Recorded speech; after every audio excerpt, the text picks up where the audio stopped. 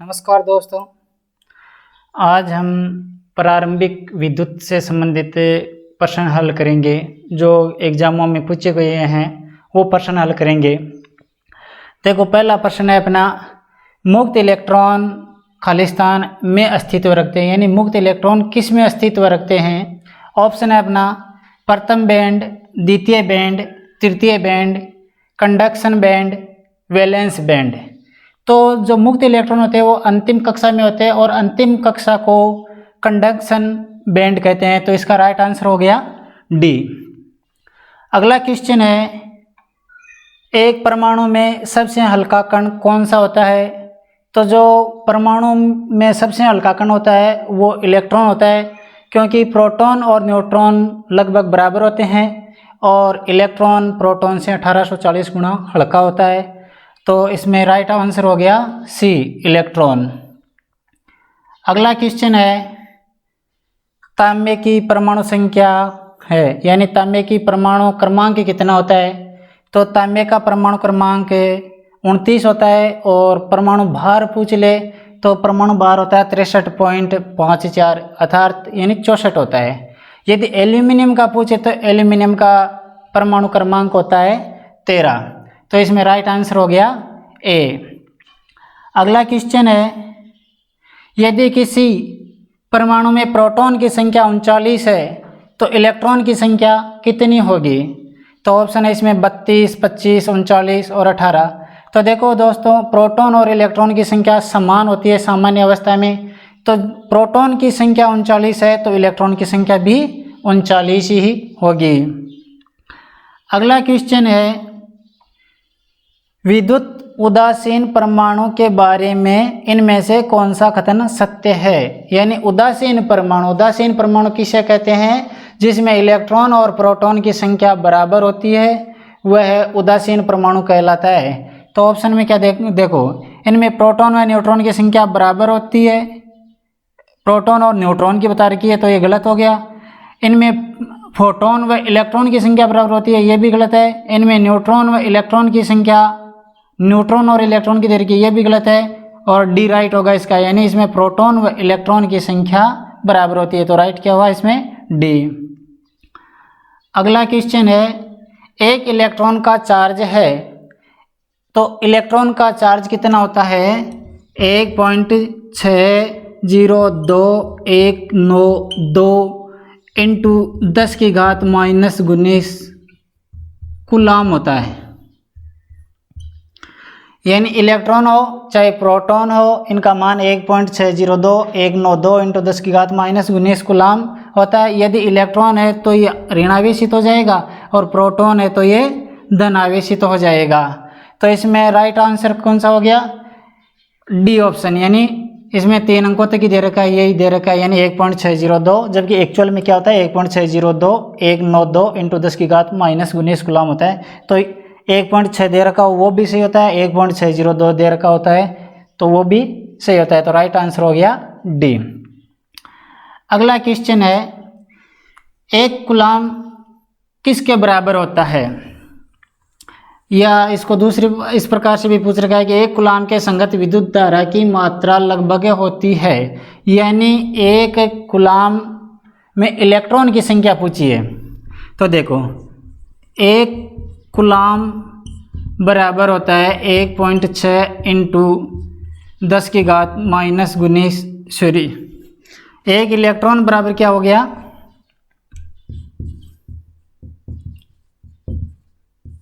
बराबर हो गया 1.6 इंटू 10⁻⁻�19 कूलाम। यानी एक इलेक्ट्रॉन का मान हो गया 1.6 इंटू 10⁻⁻�19 कूलाम। इसको हम पक्षांतरण कर सकते हैं। देखो, एक इसको इधर लाते हैं तो बट्टा में चला जाएगा, 1.6 इंटू 10⁻⁻�19 ये हो गया इलेक्ट्रॉन बराबर 1 कूलाम। अब देखो, ये 10⁻⁻�19 है, ऊपर आएगी तो प्लस में हो जाएगी, तो ये हो गया 1 इंटू 10⁻⁻�19 बट्टा 1.6 इलेक्ट्रॉन बराबर 1 कूलाम। अब देखो इसको इस प्रकार से भी लिख सकते हैं, 10 की घात 19 है, इसको हम इस प्रकार भी लिख सकते हैं 10 × 10 की घात 18 बट्टा 1.6 इलेक्ट्रॉन बराबर हो गया 1 कूलाम। 10 में 1.6 का भाग लगाते हैं तो आता है 6.24 समथिंग आता है, तो 25 भी कह सकते हैं इसको, 6.25 × 10 की घात 18 इलेक्ट्रॉन बराबर हो गया 1 कूलाम। तो 1 कूलाम में इलेक्ट्रॉन की संख्या कितनी हो जाएगी? 6.25 × 10 की घात 18 इलेक्ट्रॉन। तो राइट आंसर कौन सा हो गया? डी। अब देखो अगला क्वेश्चन है, बहुत बढ़िया क्वेश्चन है अगला, कि एक इलेक्ट्रॉन पर आवेश 1.6 × 10 की घात -19 कूलाम होता है। यदि परिपथ में 1.6 एम्पीयर की धारा 1 सेकंड में प्रवाहित हो तो इलेक्ट्रॉन की संख्या ज्ञात कीजिए। बहुत बढ़िया सवाल है दोस्तों। देखो किस प्रकार से निकालेंगे। देखो क्या दे रखा है, धारा I बराबर दे रखा है 1.6 एम्पीयर, T बराबर दे रखा है 1 सेकेंड। अब हमें ज्ञात क्या करना है? इलेक्ट्रॉन की संख्या ज्ञात करनी है। तो देखो क्या हो गया, Q बराबर हो गया I × T। I का मान क्या है? 1.6 × T का मान क्या है? 1। तो Q का मान क्या हो गया? 1.6 कूलाम। 1.6 को 1 से गुणा करेंगे तो 1.6 कूलाम। अब देखो हम अभी पिछले क्वेश्चन में हल किया था अपन ने कि 1 कूलाम बराबर 10, यानी हल किया था ना पिछले में, 1 × 10 की घात 19 बटा 1.6 इलेक्ट्रॉन। यही था जस्ट इसे पिछले सवाल में, यानी 1 कूलाम बराबर 1.6 × 10 की घात 19 बटा 1 × 10 की घात 19 बटा 1.6 इलेक्ट्रॉन। अब यदि 1.6 कूलाम में इलेक्ट्रॉन की संख्या ज्ञात करनी है तो क्या करेंगे? यानी 1.6 कूलाम में ज्ञात करना है इलेक्ट्रॉन, तो क्या हो जाएगा? 1.6 × 1 × 10 की घात 19 बटा 1.6 इलेक्ट्रॉन। तो कितना हो जाएगा? 1.6 से 1.6 कट गया तो कितना हो गया? 10 की घात 19 इलेक्ट्रॉन। तो 1.6 कूलाम में कितना हो गया? 10 की घात 19 इलेक्ट्रॉन। तो राइट आंसर क्या हो गया? 10 की घात 19 इलेक्ट्रॉन। अगला क्वेश्चन है दोस्तों, धनात्मक विद्युत से आवेशित होने वाले आयन को क्या कहते हैं? यदि धनात्मक विद्युत से आवेशित है तो धनायन और ऋणात्मक से है तो ऋणायन। तो इसमें राइट आंसर क्या हो जाएगा? धनायन। नेक्स्ट क्वेश्चन है, इनमें से किसे क्यों चिन्ह से व्यक्त किया जाता है? क्यों होता है आवेश कूलाम में और क्यों बराबर होता है I × T। तो इसमें राइट आंसर क्या हो जाएगा? विद्युत आवेश। अगला क्वेश्चन पूछ लिया है, विद्युत आवेश की SI इकाई क्या है? तो अभी चल रहा था पिछले प्रश्नों में, तो विद्युत आवेश की SI इकाई होती है कूलाम। अगला क्वेश्चन है, 1 मिनट में 10 एम्पीयर की धारा प्रवाहित करने वाले सर्किट से होकर कितने कूलाम चार्ज प्रवाहित होता है? बहुत यानी सिंपल सा की क्वेश्चन है। देखो क्या है, क्या दे रखा है? T बराबर दे रखा है 1 मिनट। 1 मिनट को हम इस प्रकार से भी लिख सकते हैं 1 × 60 सेकेंड, क्योंकि T सेकेंड में लेना है। I बराबर दे रखी है 10 एम्पियर और पूछ रखा है क्यों बराबर क्या होगा। तो अपना सूत्र क्या है? क्यों बराबर है I × T।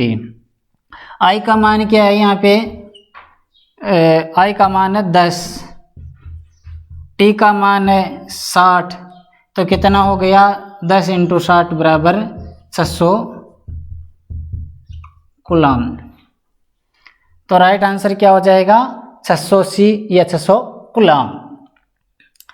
अगला क्वेश्चन है 10 घंटे के लिए 15 एम्पीयर पर आवेशित बैटरी के लिए आपूर्ति की गई धारा की मात्रा, यानी इसे धारा की मात्रा क्यों आवेश भी कह सकते हैं या धारा की मात्रा भी कह सकते हैं, यानी I × T को हम धारा की मात्रा भी कहते हैं। तो देखो प्रश्न क्या दे रखा है, सेम ही प्रश्न मानो कि समय यानी T बराबर क्या दे रखा है 10 घंटे। अब देखो 10 घंटे में कितने सेकंड हो गए, 10 × 1 घंटे में 3600 सेकंड, तो 10 × 3600 तो कितना हो गया 10 घंटे और 1 घंटे में 3600 सेकंड, तो यह हो गया 36000 सेकंड। अब आगे क्या दे रखा है I बराबर कितना दे रखा है 15 एम्पीयर और पूछ रखा है क्यों, तो क्यों बराबर क्या हो जाएगा वही सूत्र I × T। I का मान है 15 और T का मान है 36000, तो कितना हो गया 15 को 36 से गुणा किया तो कितना 540 और 000 कूलाम, यानी C या कूलाम। तो राइट आंसर क्या हो जाएगा इसका A, यानी 5 यानी कितना हो गया 5,40,000 कूलाम। अगला क्वेश्चन है अगर किसी कंडक्टर में 40 कूलाम चार्ज 4 सेकंड में प्रवाहित होता है तो धारा का मान क्या होगा। देखो धारा का मान पूछ रखा है, सेम ही प्रश्न समझो। यदि किसी कंडक्टर में Q बराबर 40 कूलाम है और T दे रखा है T बराबर है 4 सेकंड, पूछ रखा है धारा का मान क्या होगा, I बराबर क्या होगा। तो अपना सूत्र क्या है Q बराबर है I × T। I का मान I तो ज्ञात करना है तो पक्षांतर कर लो। देखो I बराबर क्या हो जाएगा, इसको इधर लाएंगे या इसको पक्षांतर होगा तो Q/T हो जाएगा। Q का मान कितना है 40, T का मान क्या है 4 सेकंड, तो कितना हो गया I कितनी हो गई 10 एम्पियर। तो राइट आंसर क्या हो जाएगा 10 एम्पियर। नेक्स्ट क्वेश्चन है इलेक्ट्रॉन सिद्धांत के आधार पर इलेक्ट्रॉन प्रवाहित होते हैं। देखो दो सिद्धांत, एक तो इलेक्ट्रॉन का सिद्धांत और एक विद्युत धारा का सिद्धांत है। इलेक्ट्रॉन सिद्धांत के अनुसार इलेक्ट्रॉन ऋण आवेश से धन आवेश की तरफ प्रवाहित होते हैं, यानी ऋण से या निम्न से उच्चतम की तरफ कह सकते हैं या शून्य से धन की तरफ भी कह सकते हैं। तो इलेक्ट्रॉन सिद्धांत के अनुसार इलेक्ट्रॉन ऋण से धन की तरफ प्रवाहित होते हैं, जबकि विद्युत धारा की जो प्रवाह की दिशा है वो धन से ऋण की तरफ या उच्च से निम्न की तरफ भी कह सकते हैं या उच्च से शून्य की तरफ भी हम कह सकते हैं। तो इसमें इलेक्ट्रॉन सिद्धांत के आधार पर पूछा है, तो इलेक्ट्रॉन सिद्धांत के आधार पर इन ऑप्शनों में क्या हो जाएगा नकारात्मक से सकारात्मक की ओर जाते हैं, यानी ए ऑप्शन सही होगा। अगला क्वेश्चन है